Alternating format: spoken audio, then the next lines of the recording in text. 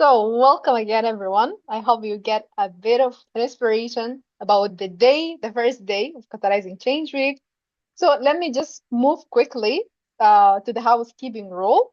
So, please keep your video on if that is possible. Of course, we would love to see your faces.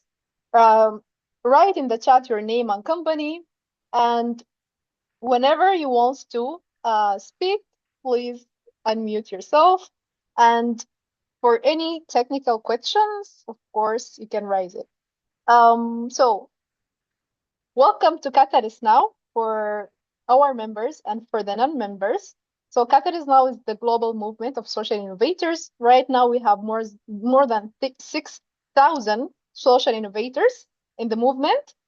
So if you want to join or be part of Catalyst, I'm gonna drop the link in the chat so you get to know more about Catalyst and what the work we do.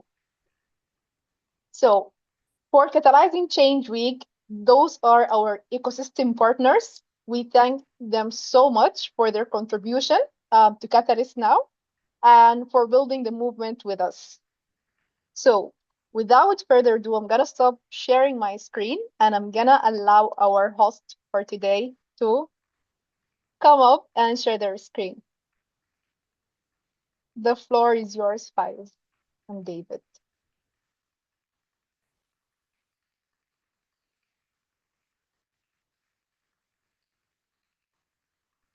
I can't even see myself. You Okay, can see. good morning to, you can see me? Okay, good morning, Miami, because the slide is like on full screen. Okay, welcome, good morning, Miami, good afternoon to Europe, and good evening to people in Malaysia as well as Taiwan, depending on where you are joining us.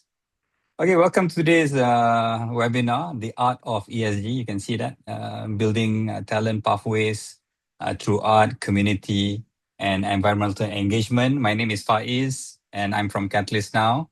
And together with me, I'm delighted to be joined by our amazing guest, Miami-based street artist and innovator David Anasagasti, also known as A-Hole's News Glue. Right? And before we begin, some quick housekeeping. Just now, there were some housekeeping notes, but because we want to make it an interactive session. So please, if you can, feel free to go on the chat and just leave us your name, maybe your link. Del building de los famosos 30 años, 40 años, no sé cuánto. Okay. Después viene la inspección de los bomberos, que esa me voy a tomar una semana sin Can you just trabajar. mute that, Mike? Wow. Okay.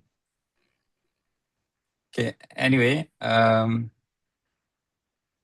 just introduce yourself on the chat and probably just put your name, your city, and maybe your LinkedIn URL, your interest in ESG and also art.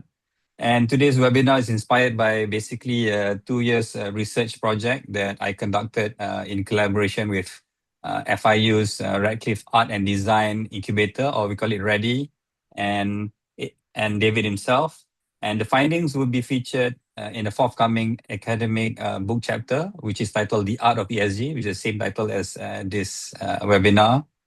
And it will be published in March in 2026. So we're here to doing some promotion work to the research that we've done. And our goal today, this slide is not moving. Okay.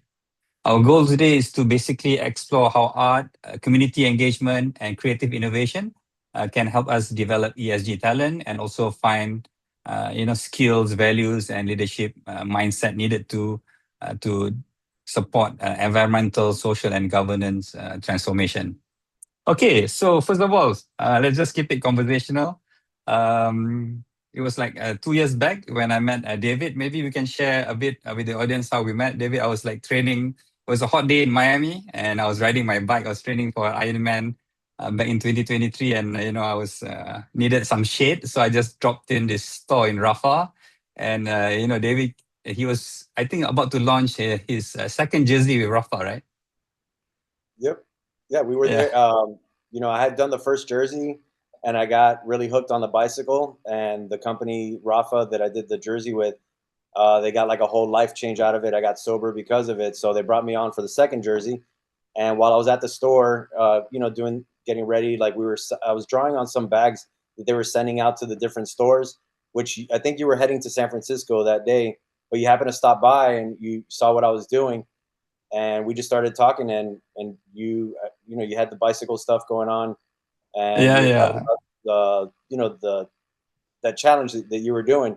But from then on, then I started telling you, like, yo, I'm like, because at that time I was trying to irrigate the trash. So the project itself, I was trying to get different ones. So you happen to take interest in it. I was like, yo, are you into crypto? Are you into yeah, NFTs? that's the part you told me. Are you into crypto, right? Yeah. Yeah, because I don't want to bombard people unless they have interest. And you took interest in it, and we were able to get you a trash piece, which you took it back.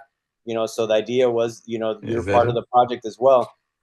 But yeah, that's how we met. And then I didn't even think that you would have like this interest in the whole sustainability thing and all that stuff. And then we kept in contact, and like everything else, you were part of the community and you had something to bring to the table. And here we are now.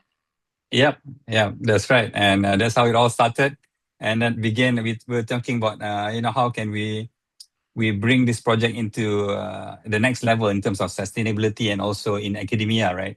So we decided to, to make it, the work is through research, I believe. And, research is rigorous. We just can't put out an article out there, without any, strong findings, without any data collected. So I did a couple of interviews, and it was recorded and transcribed by David, with David, and as well as mapped out all his how do you say, Strava routes. Okay, and then visit art installations. And also you'll see later on this webinar that there's a video of me following David while he was cycling and turning some of the trash, and he'll put it up on this Discord group and also Instagram, and where people will pick it up and later on be able to transform it into NFTs and such, right? So this is So this is the part of the academic side. Before we go on to the more fun side, what is actually ESG Talent Pathways, what we're talking about today, right? So let me say, ESG, if you don't know it, is on environmental and social and governance part, and the pathways is the talent that we want to develop, basically. And I forgot to ask the audience now. You can put in the chat. What is the first thing that comes to your mind when you think of ESG? So maybe we'll take some time here. Let's let people go on the chat. And, when I say ESG, what's the first thing that comes to your mind?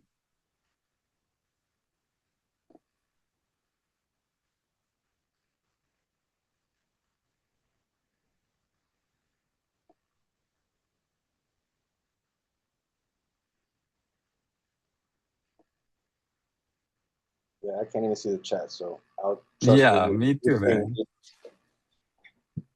Because I have the slideshow on, and sorry, for my screen is like the whole screen is like slideshow. I can't see nothing, right? I don't even know how to do it.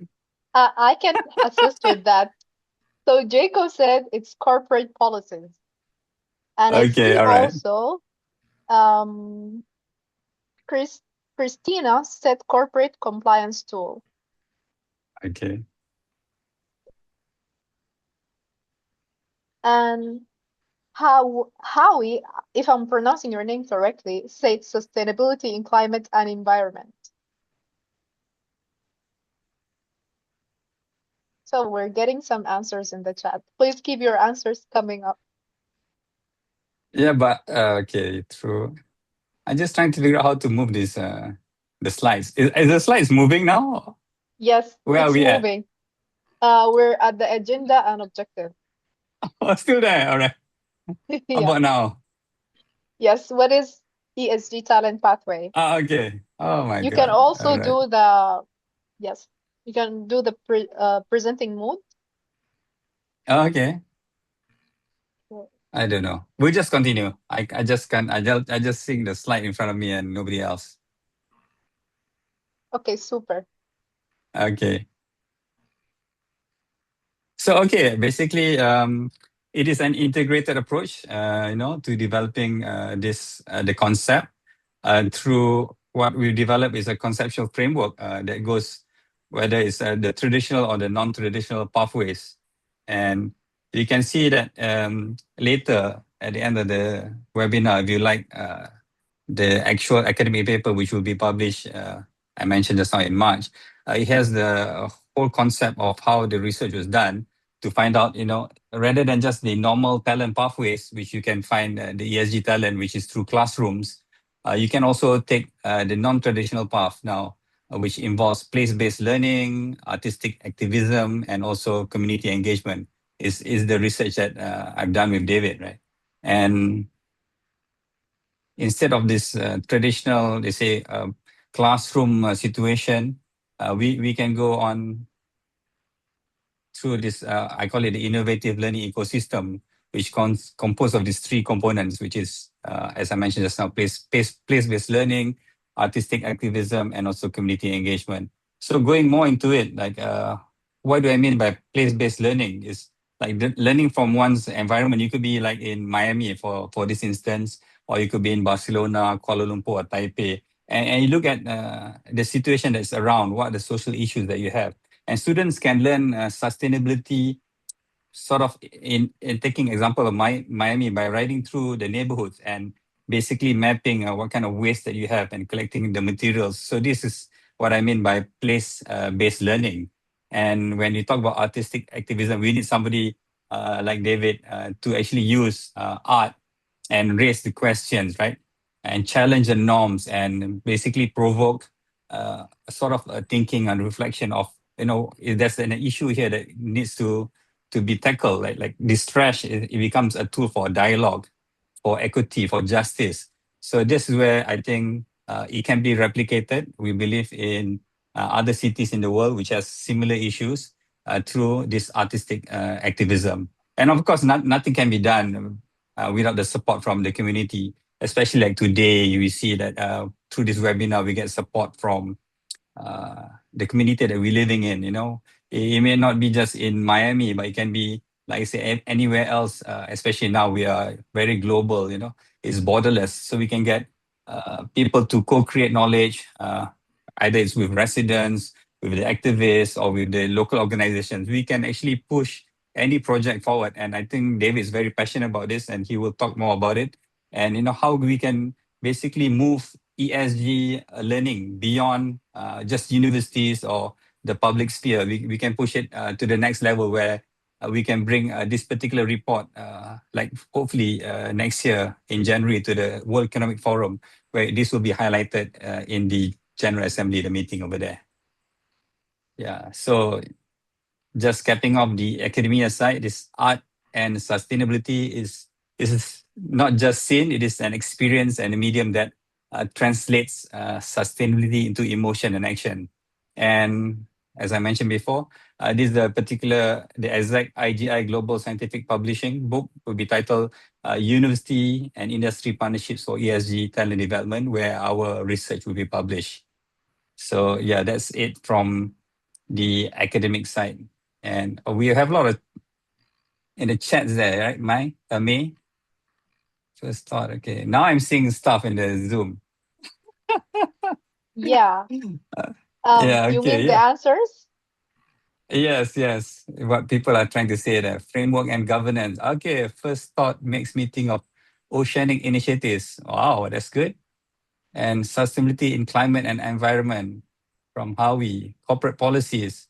Yeah, all right. A lot of people ask me, I have a podcast, the difference between ESG and SDGs. Like one is sustainable development goals is basically for social entrepreneurs to work on the 17 SDGs set by the United Nations General Assembly. And the ESG is more like a corporate reporting. So we need people to talent or basically graduates who are in the field of corporate reporting to work on ESG initiatives. So ESG and SDGs are different in that sense. And yeah, it has to do more for corporate. Yeah, corporate compliance too. Yep, that's right. Oceans, what comes to mind? All right. So that's it. Beautiful slide deck. Thank you.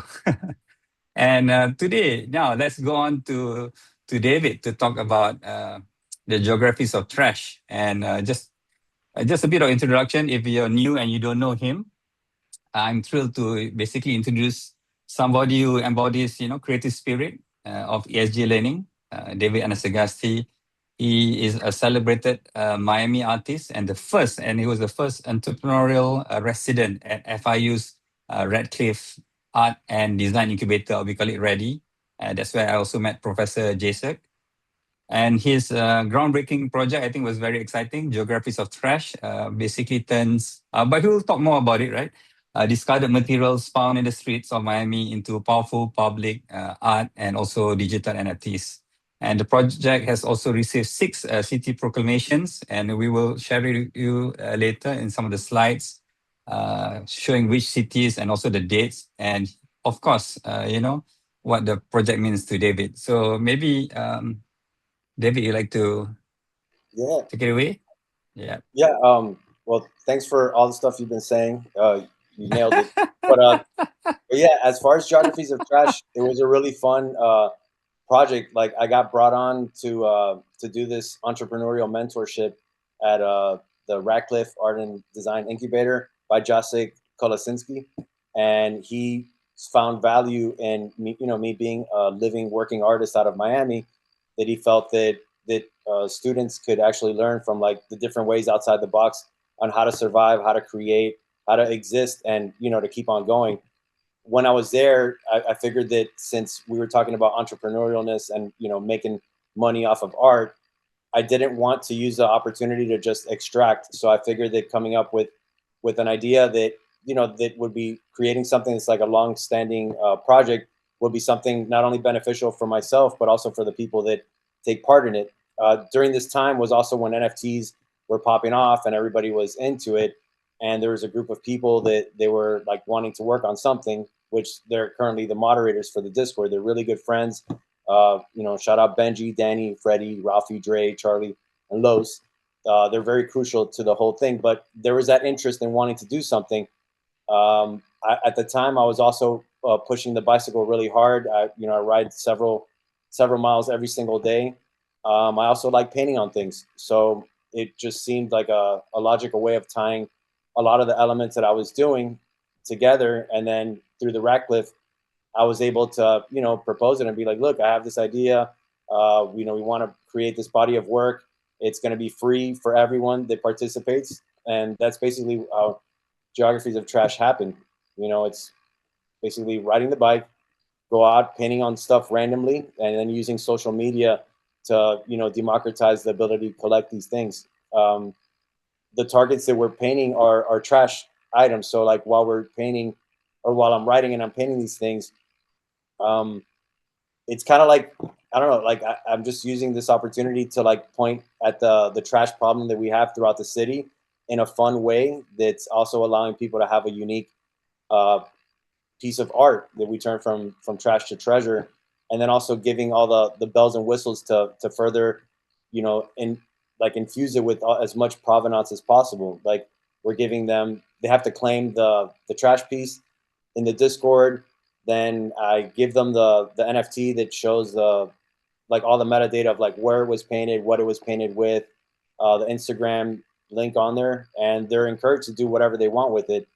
It's basically also finding out, or for them to see what their time is worth. So if they're just going out and chasing a piece of trash just to sell it for like $10, is it really worth your time to do that? So these are fans that they're also sharing the community as well. And if it wasn't for them, and also for the moderators, and everyone plays a key role in keeping this going. And yeah, I mean, I'm a little bit all over the place. It's referred to sometimes. No, that's great, man. But we refer to it as the trash lasagna because there are like so many different layers, like the physical element, the actual, the engagement with the community. We have the Discord, Biscayne World, that people are in there. There's different friends that they've linked up for different things, so it's just making Miami a little bit tighter knit, and also for people outside of Miami to see what's possible in a big city. Having an ambitious artist like myself who is really willing to do that and keep the energy going. I don't know. I'm all over the place, but I don't know if that hits. No, but the one thing that I learned, which was interesting, I thought that every piece of trash that you go out there, I get a piece of NFT, but it doesn't work that way, right? Because you say there's some gamification. If you have more than one piece of trash, maybe you like to explain that, because I find that interesting. Yeah, as time went on, like there's different things that we had to set up and different rules, and people adhere to them because they are fans and they are part of this thing and they don't want to get called out on it. But for instance, like to avoid people following me along as I go and paint, like they're only allowed to get one piece of trash per day. Then there's also like so when it's their first piece of trash that they get, they're entitled to the NFT like right off rip. They don't have to pay anything at all. If there's other ones that they want to get minted, they have to go or wait till we do. Yeah, so we do different types of things, either like a bot that randomly chooses somebody. So if also if like people have too many of them, then we give them different roles, like where they could be a super spreader if they help give away 10 pieces. So it really is this ongoing building it as we go, and the idea is just keep it as a well-oiled machine for the most part. But at the end of the day, they're getting just a piece of art that they didn't have to pay for. They just use their time, their energy, which has value, and that's how they obtained it. Yeah, nice. And let's hope I can move this. Oh, there's the music. You guys don't hear any music, right? Do you guys hear anything? So No. this is I think a minute long, a minute 20 of collection of what kind of work David's done. Yeah, so these And pieces, like they're maybe you painted. like to say, I think that's really fast. That's nice collage there. Yeah, so You like to say they're something painted. about this video, David? Yeah. So these are just random pieces. Like, I mean, you could find them all on my Instagram as they go. But you can see a variety of trash. They're all painted on the spot. So as I'm writing, I've done like several thousand miles in writing, and as I see something, if it's interesting and I deem it worth painting it, I'll paint it, and then I put it online for people to find it. But the main thing too to highlight is that the NFT itself is of the picture of the piece in its original state. So once they take it out of there, I mean, that picture with the piece in its original state captures Miami of where it was at that particular time in an ever-changing city. So I mean, I look at it and I see that these things are in people's homes. I see time that was well spent, because the more that I'm on the bicycle, it encourages my brain to work better. It's really good for the mental health side of it, and it keeps me sober. I just reached 5 years clean, so it's I don't know. This project means a lot to me. The fact that there's people that care about my work in general, it's awesome. But I think the fact that people have pieces that they treasure, and some of them have sold them to make money because they need it for whatever reason, and I don't know. I love this. Yeah. It's And I really think fun. also, Like, oh my bad. Go ahead. yeah, I know. Because, to avoid people from, just following you and picking up exactly after you paint it, right? So you have to write solo, right? For most of the rides. Well, I mean, like if somebody's with me or somebody happens to see me painting it, they're disqualified from it. I could always make a note on the initial post. I mean, I hate policing it, but the thing is that you have to. I mean, when people associate something with value, and there could always be like different loops that people could kind of take advantage of the project. And for me, I want new people to have it. At the end, I believe that whether you have one or you have a bunch of them, that you're still part of something. I think that we're capturing the time where this stuff, it started happening when we were, dealing with COVID. It's gone through different political cycles of stuff, and the trash is bipartisan. The trash doesn't care, who you're aligned with. It's more emphasis on community and what we're capable of doing, and it can be replicated in other places with other artists that maybe are more sought after in those spaces, or maybe there's a reward in some sort of an incentive to get people to mobilize. So I think that we're bringing attention to what's possible, and we're bringing attention to things that are currently in our own city. And I think that we're using like a lot of buzzwords that are actually hitting, from mental health to sustainability, from getting outside and enjoying our city. Most people in Miami are locked up working all day long, and they don't even get to enjoy the resources, like these natural resources that are sold as our tourist. So I think that Agree? it's just a fun thing. I'd also, to add like a different layer of democratizing like my work, it's pretty cool, Mm-hmm. because there are people that like my work and they can't afford like a canvas or a drawing or anything like that. So it puts everybody under the same umbrella, I feel. Yeah, that's excellent. And I think the next slide also it involves like mapping, right? Field mapping. This is where, because everything's on the NFT is sort of digitalized, and you can see that where it has been picked up. And is it okay? I just shared this video of me riding with you, Eho. I mean, Yeah, David, where we're riding. So yeah. he told me that he makes me feel special because he said, "Oh, nobody can follow me." Okay, but for this research, I'll follow him, and he will ride, and we will go through the streets of Miami, and in this particular video, there's I think 3 pieces of trash, and one of it was like a couch, right? And within 10 minutes, an hour, it's gone, right? So I just play it. If you guys can see that. Well, I also knew you weren't gonna take the couch to Malaysia, so I figured that you were it was a Yeah. harmless. So this is this is in action where there was like a cabinet there. Yeah, He I takes a think too. picture and puts it on Instagram, and somebody claims it. And this is like the couch, right? Yeah, We put it out there, and then we all to see Professor Jasek, and this is where the Radcliffe incubator is. Yeah, that's an awesome video. I like that. Yeah, maybe yeah. you'd like to share some of the processes there, David? Yeah, I mean, I think like how we were talking about the trash lasagna and how many there's different layers to all of this. One thing that I really do feel special about this is that all the pieces are painted on the spot. So it's not like I find a refrigerator and bring it to my house and paint it and then drop it off. So there is this site specificness where we're creating as we go and as we deem the same random way that a random piece of trash ends there. There's like this I don't know. I just like the whole randomness, and I think that when you're riding bike, it helps. Like when you're getting all the endorphins pumping and everything's going, this ability to just switch off and be like, all right, now I'm going to go into art mode.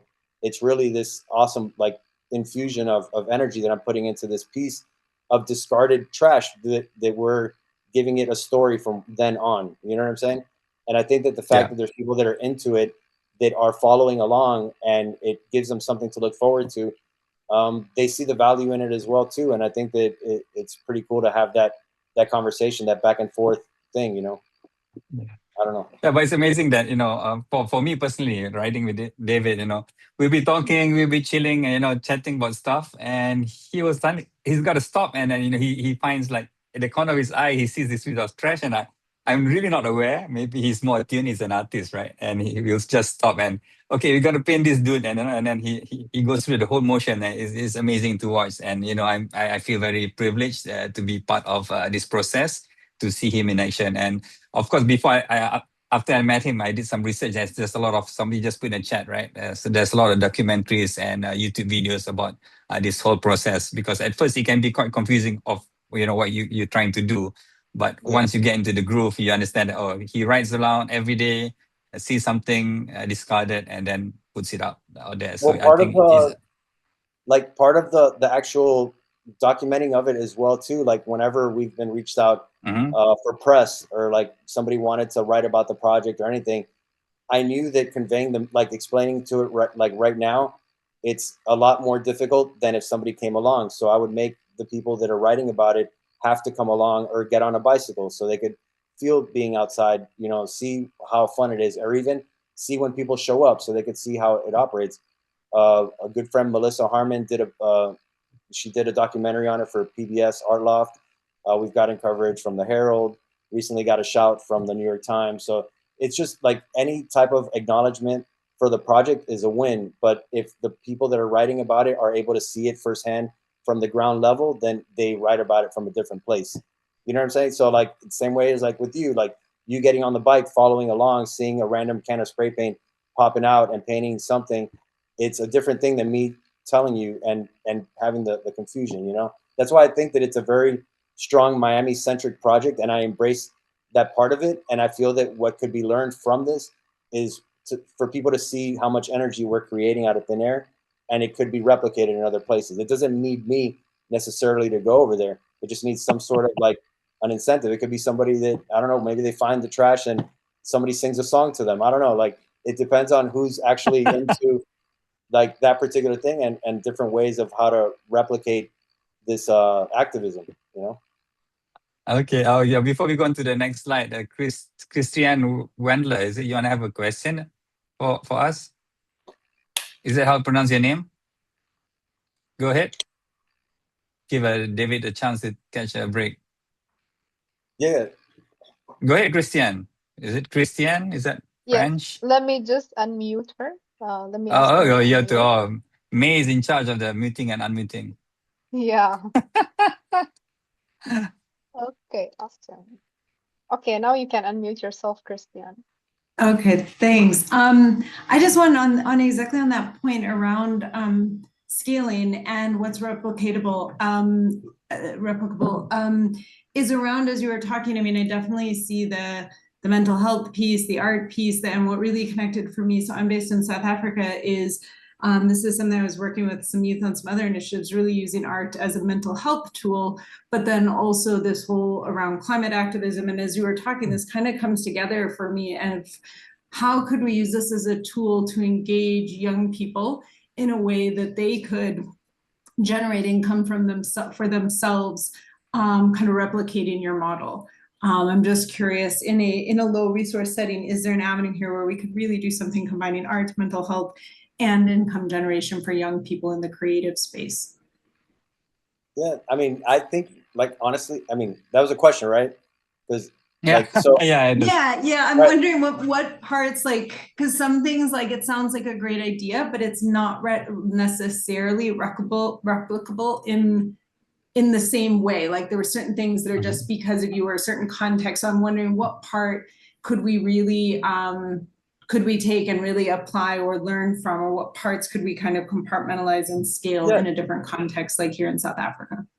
Yeah, I mean, and from my opinion, like, I feel that all you would need is somebody that is something that is sought after. If there is an artist that is known, or somebody, or something that people want, if there is a demand, if that particular artist is willing to give their time and their energy to infuse trash, or to do certain things, like, to kind of, like, to give some sort of value to that specific thing that's needed. I think that that's what's crucial. For me, the mental health part of it, creating art in general, whether it's to sell it or not, is the actual mental health clearing for me. This particular project is a labor of love, so, like, it's not something that I make direct money on. Like, from the attention, maybe people see it like, oh wow, we like his work, maybe we'll buy a canvas, or like places like Rafa, that they see that, like, wow, like, he's riding a bike, we worked with him. I'm still pushing bicycles heavily, so I am able to continue to get brand deals and things like that. But for the most part, like, I think that creating on found objects, it doesn't necessarily translate to being able to sell it. Like, the art world right now is taking a major hit. It's not like the people are just, like, people are having a hard time to survive to begin with, let alone surviving in the art world. So you do have to think outside the box of, like, how your energy is pushed around. For instance, like me, getting on the bicycle is more valuable than anything, and people may not understand that. People that ride bicycle or exercise could get it. So I see that as a direct value. It doesn't mean that I could pay the rent with it. You know what I'm saying? So I think that when you show the possibilities of, like, creating, and that every single place has something unique and special, you could use those specific discarded items, or like, cleverly to either bring attention to the problem that's there, or maybe there's an artist that uses that specific found element or whatever it is to create, and there's enough buzz that comes along with it that may be able to translate into generating money. But there's a lot of love, and a lot of times love, it doesn't equate money. You know what I'm saying? But not everything is green paper. I don't know if that helps. But Yeah, Christian, and you also can contact us. Catalyst is all about co-creating and collaborations. We have a lot of platforms. We have, especially Africa Forward, is a big initiative that we have down in South Africa, which they are also launching their event. So, I think if you can get in touch with us, you can definitely throw ideas and find out how we can collaborate in terms of, getting your art project or your community, or how to inspire the new generation to move forward with whatever that you have in your community that you have to offer. Is that right, May? Yeah, get in touch with me. Yes. She will grease everything. Yeah. So now just getting back to the presentation. Here we have some of the data that's in the research. NFT and community data, right? Maybe you'd like to share some of this. This is a lot of hand-minted NFTs, 1,009 unique wallets, 145, over 3,000 painted, and that's, I think, about Yeah, a it's year gone up. ago. The data has gone up, and you even have over 2,000 Discord members, and I'm one of the members itself. Which he regularly updates. So maybe you'd like to pick one of the points and share something with the audience today. Yeah, I mean, so like one factor that we didn't put in there is like the several thousands of miles that are ridden. That's right. Kind of like, so like the several thousand miles, it could, like, that's why like painting 3,000 pieces of trash doesn't sound like that crazy when you compare it to like, 20,000 miles ridden on bike. But at the same time, there's a lesser number of NFTs because not every single one of them gets minted. So that's the number of unique wallets is special because those are unique people that have gone through the ringer and that are representing the body of work. Right now, like I've kept it to where I feel that just staying out there, painting the trash randomly and keeping it going is the best way to keep it going. Cause like there really is no it's not like I have a number of NFTs that I'm trying to reach, or there's like this number of trash pieces. I feel that the conversation going, even doing this today, is like where the building goes. Like the more people that know of what we're doing, that I feel that anyone that has a piece of trash, that's how they could feel special. It's like I'm part, like my piece of trash is part of a bigger thing that's happening. But yeah, there's several thousand miles, a lot of pieces of trash, a lot of paint that's getting spent, 0 sponsors. It's been something that is 0 sponsors. Okay, it is. Well, because we keep it as like real as possible. The Discord member or the Discord moderators, like they've been doing this as a labor of love. They care about it. We see each other every once in a while, and I think that that's the stuff. If people are wanting to do it and people care, like this is how it happens. But the facts are cool because I think that people, when they study it or they look at it, they see that it's not just something that we picked up 1 week ago. This has been going on nonstop during art shows, during different other things that are not trash related. So, also it's important to keep that separation too, because you don't want to be known as a trash man only, so that's right. That's right. But I mean, not that there's anything wrong with that, but it's like if you want to do all these things and you want to keep your other stuff going, it is a discipline, and I feel that the bike helps keep it going. You know what I'm saying? Yeah, excellent there. And okay, can everybody see this? Civic recognition. These are the city proclamations. You are recognized in or proclaimed in these 6 locations, right? And the next one coming up is actually City of Miami, right? November 16th. That's just a few days away. Right? So the part of like the preservation and the building up provenance of the project is also chasing these types of acknowledgments. Getting these proclamations means that every single year at that specific date that this project is celebrated. The same way that we're putting the trash pieces on the blockchain, these are ways of like an independent person being able to put work that'll be remembered forever. So I'm doing everything that I possibly can to make sure that this project is remembered and that the people that have spent their time chasing this trash, which is now a treasure, that it just builds up and builds up of the attention and the recognition to create a body of work that'll live on forever. And I think that that's why the proclamations are important. These are different municipalities finding it important enough to acknowledge what we're doing, and rightfully so. I mean, we're painting their trash too. It's something that they should be taking out of the streets to begin with. So we're existing because of their lack of picking up those specific pieces of trash. And not to point fingers at anything, but I feel that those pieces of paper, like they're all sitting in the incubator. So when people go into the incubator and they see, well, why is there a bunch of proclamations here? It brings up the conversation of the project. Same as like when we got the trash, when we got these bicycles donated from Specialized. Oh, the 2 e-bikes, right? Yeah, the e-bikes. So the idea is that when people go into the incubator and they're like, well, why is there 2 brand new e-bikes? And it's like, oh, that was through this project that celebrates the trash, or it celebrates the bike and the trash. So I'm constantly trying to like string everything together to create this awesome bulletproof provenance to these pieces and the project. Same as like how we use the blockchain and the Ethereum blockchain that's accessible to everyone. We're putting the trash pieces on a public ledger that people can refer to it, and somebody that owns a piece of trash They'd be like, look, this is my specific trash piece. This is my wallet. It was painted on such and such day. It was used this particular medium. This is the Instagram conversation that links to it too, you know? So I think that preserving everything, whether it's through the municipalities or through the blockchain or just in conversation, is my commitment to it, which ideally will create this masterpiece of trash that'll make the democratized audience, you know, have something of value. Yeah, excellent. And I'll just read out some of the dates. City of Miami, November 16, Miami-Dade County, June 30th, City of North Miami Beach, right? January 23rd. That's almost my birthday too. And my City of Miami Beach, which I was there with you, David. We were celebrating it on September 2nd, right? Just this year. And Yep. City of Halea, August 22nd, and Cutler Bay on April 16th. So these are amazing. And just for the record too, like it's not like that they do a parade for us or they even reach out and say, hey, guess what? It's your trash project's birthday.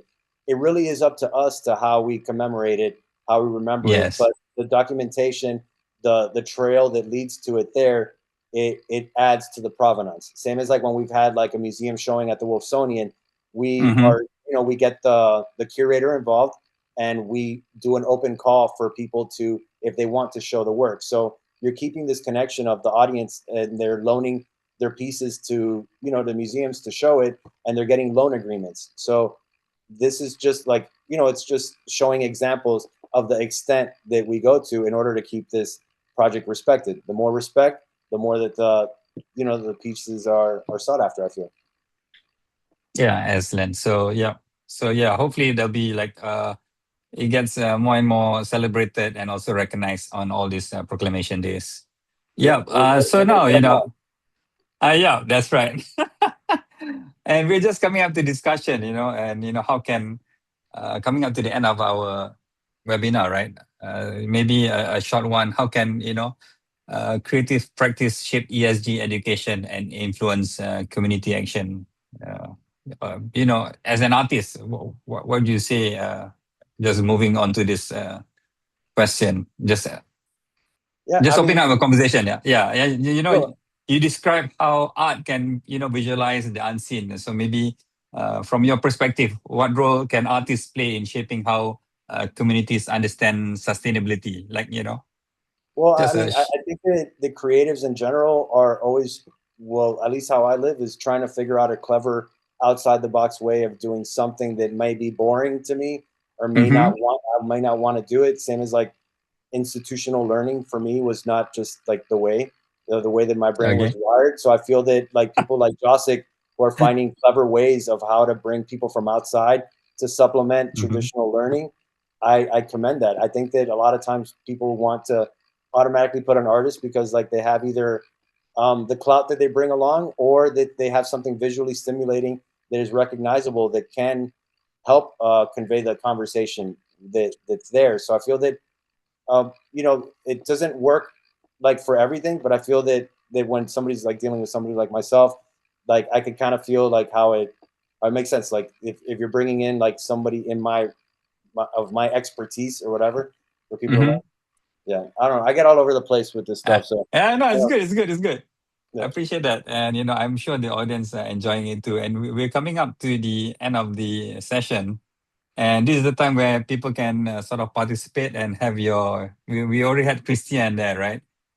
So maybe you can put in a question if you want. You can raise your hands. You know what kind of action can you take to connect basically art and ESG in your community or to SDGs or you know to community development. So this is your time now for you know if you guys been here for almost 50 minutes and we appreciate your time and you know we love you guys for being here. And so this is your time to put it in the chat.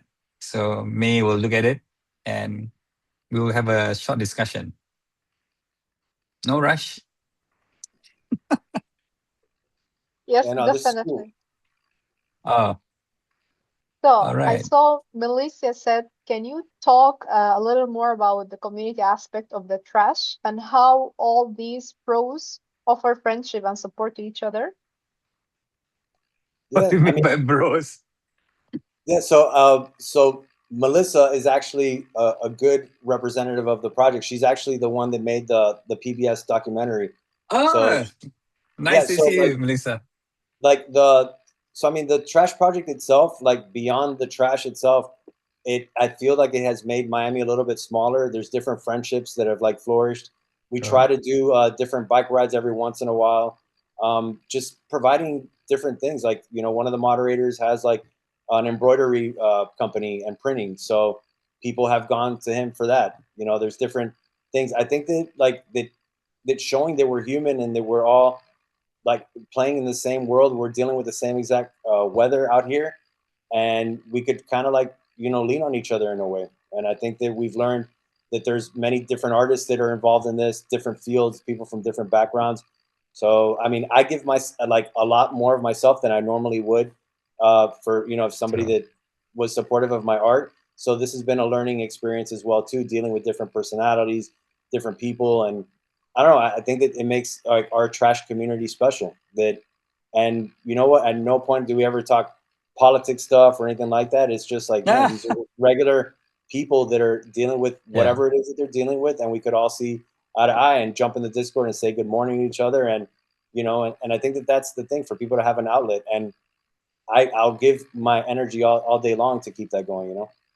I don't know if that answers you, Mel. You know, I'm all over the place. Yeah, no worries. We have one from Amara Shineme, is it? Shinem. She's curious, how do you balance the storytelling aspect with market visibility, especially when translating physical pieces into NFTs? We're exploring something related in my project, the Art of Dialogue, where we use art as a medium for youth in Philadelphia and Nairobi. Wow, I've been to Nairobi to express community and civic engagement. I'd love to hear your thoughts on leveraging art to create meaningful dialogue across the different communities while also sustaining it financially. David is a rich guy, so he can sustain it financially. Nah, just kidding. Go ahead, David. Like, well, the thing is kind of like, if people weren't buying my art and people weren't supporting it, I would kind of have to think twice of like how much energy I would throw at this. But like I said before, the bicycle is like my fountain of energy, you know, and the peace of mind that I get from it, it is this like life hack. If you could figure out kind of like a way of flywheeling whatever it is that you got to do, like, and hyping yourself up and holding your own carrot in front of you to propel you, I think that that's what's most necessary. I make sure that anything that I do or anything that I touch, I treat it like if it's $1 million deal as well. So like when I do, you know, decide to do something, I think that maintaining that integrity, regardless of what it is, whether you're getting a lot of money or not, it's crucial. I think also being realistic with like NFTs and their extent too. Like, I think that they got a really bad rap because there was a lot of fraud and a lot of scamming going on. True. But if you could really realize that it is a public ledger, and if it's used creatively and cleverly, you can still push art in a cool way, you know. And for instance, like for me, I was making digital work for like a long time that I was just feeding it to the internet with no expectations of making money on it. But at the same time, when I was able to mint things and put it out there, it did have a provenance already, because these were things that I was putting out from 2011, 2012, that I gave it like a new breath of air, you know what I'm saying? So you have to also realize like that you gotta, sometimes not everything is like for the money, you know what I'm saying? But you have to be realistic too, because like the love doesn't pay the bills sometimes, you know what I'm saying? Like, and you have to be realistic. We only have 24 hours of the day, and that's what we all have, you know what I'm saying? So how we use it, how we delegate what's important and not. And also we're dealing with different times too, you know what I'm saying? Like, so like the art world is not the same as it was a couple years ago. So you have to think like, is impacting people more special than you know, pimping yourself out there to try to like make a buck to pay the rent? It's like you got to figure out different ways. But I don't know, like, again, I'm all over the place, so I don't know if I'm answering. No, it's good. It's good. But I think that there's like a lot of resources that are out there, and you don't necessarily need money to do it. You know what I'm saying? But there is value in all different ways that if you could see the different value systems, that they kind of could make sense, you know? I don't know. Yeah, love doesn't pay the bills. That's right. And we're coming up to the end of the show. One last question for anybody, if you want, you can raise your hands or forever hold your peace. I'm seeing Gillian has wrote something in the chat. So I'm excited to explore connecting, owning our digital identity to democratize our personal data plus NFTs art, ownership slash blockchain, democratizing slash our unique wallets, etc., and how they could collaborate to further celebrate each person's uniqueness, plus boost ownership abilities to create more ownership for ourselves. Have you ever explored using your NFTs as digital identity? Does my explanation that make sense? I mean, I know that for a long time that people were using the PFPs, like for profile pictures, and pushing like that. Oh, everyone needs to have this profile picture, and it's part of like this collection. And I believe that that was like kind of like a selling point in order to get people to buy specific collections and be like, oh, look, I'm a bear, or I'm a frog. You know what I'm saying? Like, and eventually people started realizing that the whole anonymousness of like the internet, especially like if you have a profile that's trying to push things or sell things, that it doesn't have like that safety element to it. Like if somebody's trying to sell me something and it's like a profile picture that's like not really them, you kind of really have to look to see, make sure that like, all right, is this legit or not?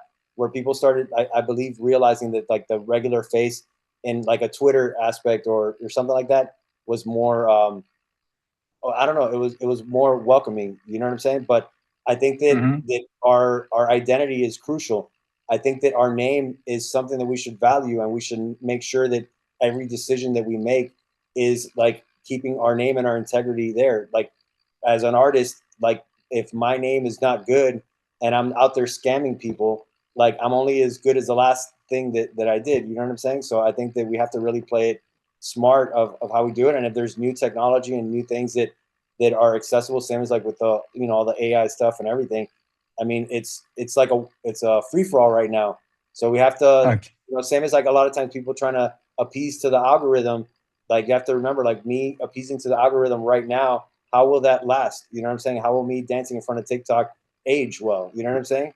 So I don't know. Again, I'm all over the place with this stuff, but I feel that there's so many conversations that could be had, and times change at any given time, and also regulations too. That's another thing that could change Sure, agree. anything from a second. So we got this everlasting changing algebraic equation, and we just got to play along with them variables and see what happens. Yeah. Thank you so much for that, Gillian. I think that's very insightful. Your question, I think is something that all of us should think about our own digital identity. All right. And is there any more questions? Yeah, we're coming up to the end. So just to reach out to everyone, we have like 5 minutes left. So stay tuned for our upcoming book. If you want the copy, you can have my email at the end of the show or end of this session. Support David's Geographies of Stress project. And of course, also any collaborations with, if you want to join Catalyst Now, which May has started from the start. That you can go to the channels and processes. And of course, FIU's ready. And for the last slide, we'd like to say thank you. Do follow us on our Instagram, Sneeze Glue, Go Far East, or Catalyst Now Official. If you want that preprint of the academic journal that we publish, please email me, fareast2000@gmail. And also we have a podcast. I think David is one of the guests, I think one of the episodes. So do look it up on Spotify or Apple Podcasts. It's called the Social Entrepreneurship and Sustainability Show. And I think it has been a wonderful session. Wonderful to have everyone here to stay for the whole hour. And it's always great to talk to David, whether it's in person or through online. I prefer to meet him, but I'll see you guys in Miami soon, and we will be riding again. And, I just love the community down there, and I just love this project. And, like David himself, he's put in years, myself as well. And I'm happy to see that the project has grown from strength to strength to where it is today. And, with a publication in academia, we can actually get to somewhere higher that we want through our projects. Anything that you want to say, David, to everybody before we Yeah, I sign mean, off? well, thank you to Catalyst Now for having us, and good luck with the rest of the week of what you're doing. Praise, thanks for taking interest in what I'm doing, and shout out to the Biscayne World Discord, all the mod dogs, Yes. to Josic at the incubator. Oh, okay. Everybody, I want to Yes. thank everybody. Everybody plays a role in this stuff too, So thank you all for your time. I'm sure it's very valuable, and I hope the rest of your day is awesome. Yes. Thank you, David. Thank you, Faiz. Thank you so much for the great session. It was really enjoyable. Just the last thing I wanted to share with you is please go to your social media and share with us what is your biggest take home message from this session. You can also tag Catalyst now. We are on Instagram, LinkedIn, just It's so any small, I can't platform. see it, Mai. Okay, let me do the slideshow. Make it bigger so people can see it. Otherwise, it's gonna pass in the clouds. Yeah. Yeah, I also put it on the chat so you can check Catalyst now and you can sign as a member and just tag us everywhere. So thank you all for being here, and I hope to see you in the next few days where we also continue this Catalyzing Change Week sessions. And thank you everyone. Thank you, David. Thank you, Faiz, again. And we'll see you very soon. Have a See you guys great in Miami. See you guys in rest of South your day. Africa. See you guys. Bye. Thanks for joining the session. Peace. Bye. Bye. Thanks.